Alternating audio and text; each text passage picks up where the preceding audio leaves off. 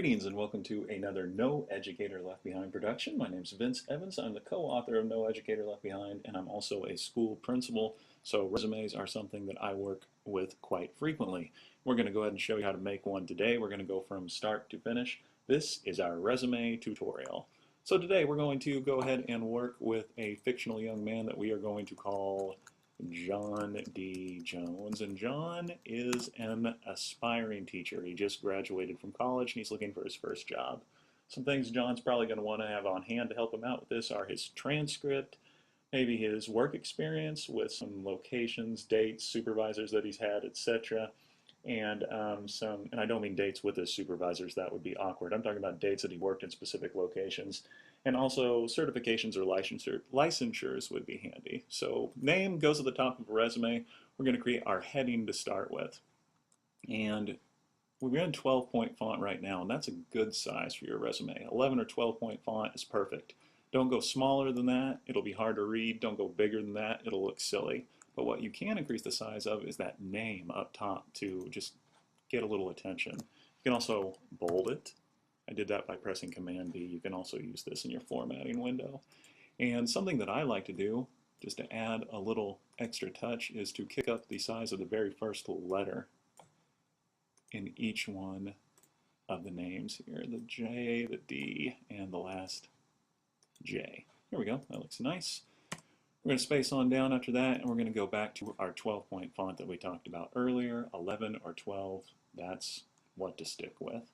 This line that we're in right here is where we're going to put our basic information. So we want where John lives. Let's get rid of that bold. Go back to just regular print. Let's say John lives on 6103. Kick off my caps lock. Main Street.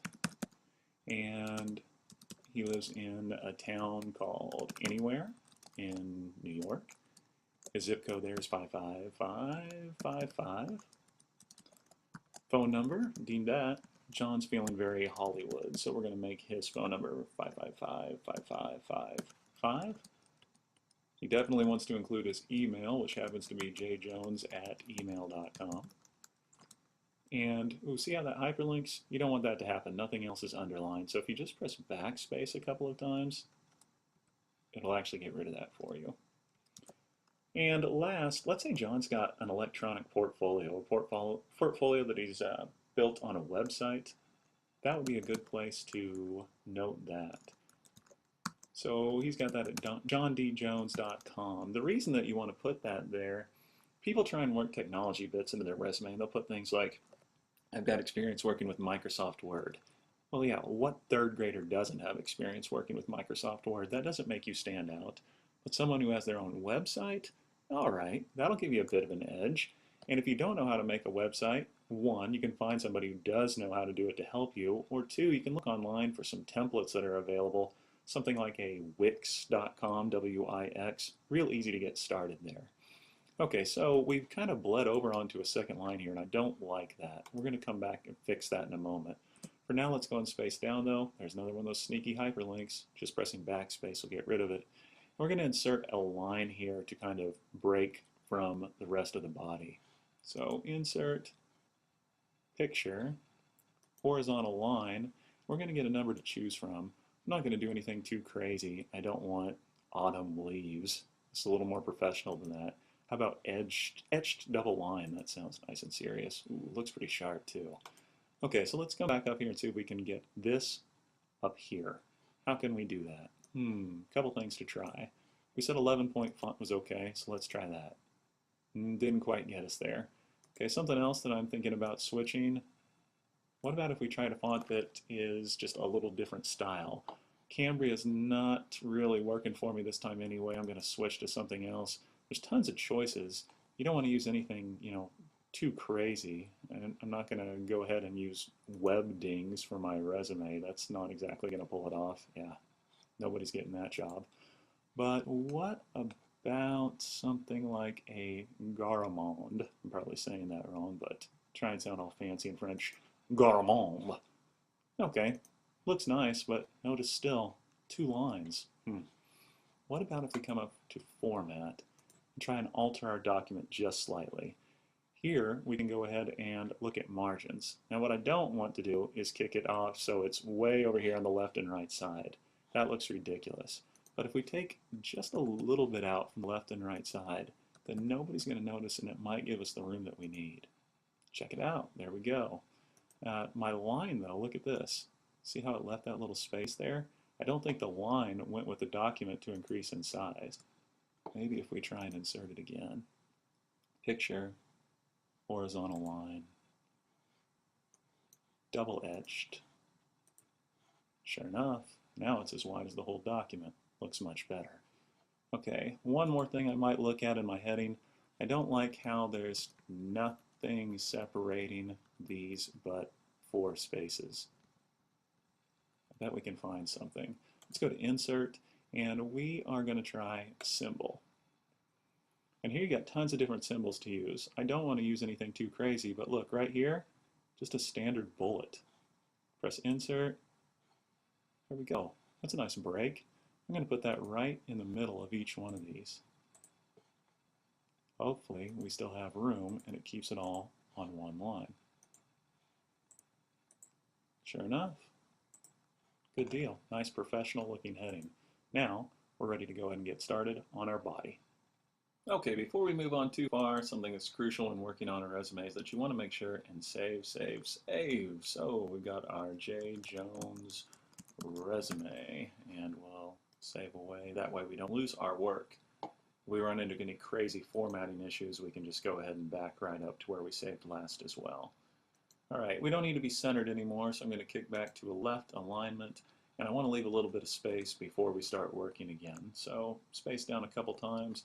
And something that you see frequently at the beginning of a resume, but it's definitely not crucial, is that you have your objective statement. Quite frankly, I'm not a huge fan of objective statements. We're going to go ahead and start with one, and I might come back and delete it later. It just depends on if we have room for it or not. And what this is it's just kind of a mission statement almost for what you're trying to accomplish right here. So I'm going to tab over and try and set up some basic columns here. And what's our objective going to be? We could say something like to educate and positively influence the lives of elementary students. Alright, we'll see if we like that or not. Like I said, they're really not my thing, but we'll start with it and see what happens. Next we're going to come down and we're going to have education be our next heading.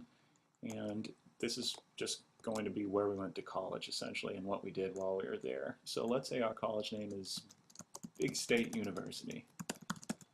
And that's going to be in our hometown of Anywhere, New York. And what did we do while we were there? Well, I'm going to go ahead and tell you after I put a bullet here, and that's certainly not where I wanted my bullet to be. I wanted it to be back here under the B. I bet we can change that by coming over here and right-clicking. Let's see what kind of options we get. So you can decrease or increase where your bullets are at on your indent. Or if you want to get really fancy, you can come down here to bullets and numbering and get more specific. Let's see if we can decrease it back where we had in mind. Kind of jump back there and a little further. And I pressed increase. Now we're doing a little dance. I wonder if we'll get there. No, not that time. Come on, you can do it. When I fight with bullets, I like to blame it on Bill Gates. I know it's not his fault, but it just makes me feel a little bit better. And what do you know? Ta-da, I made it. Now, like I said, if you want to get more specific, bullets and numbering right there. Okay, so what did we do while we were at Big State University? Well, we got a Bachelor of Science in Education. And that allows us to teach, let's say, grades K through 6. Might be different where you're at. It might be different in New York because I'm just kind of making this up as I go. It's all dependent on which state you're in and what the license there looks like. Now, something that you'll see frequently from newer teachers, and I definitely wouldn't recommend this for someone who's been in the education field for a while and has some experience, but for the newbies sometimes they'll also go ahead and put their GPA. And you don't want to put this unless you have a GPA that you can really flaunt. But if you've got a 3.9 and up or something similar like that, it's okay to get on there for a little bit of bragging rights. Let's say that's all I want to include about my college. I pressed enter, there's another bullet. All you want to do is press backspace and get rid of that bullet. We're going to come back on over here to the left side. Okay, so I've got my objectives, I've got my education. I really don't like how those are kind of getting lost in the mix over here, though. They don't stand out as much as I would like them to. I'm going to try the same trick we tried with our name, and I'm going to kick these up to a 14-point font on the very first letter. Okay, that gave me a little something, but I'm still not feeling it. What if we come back and we underline as well?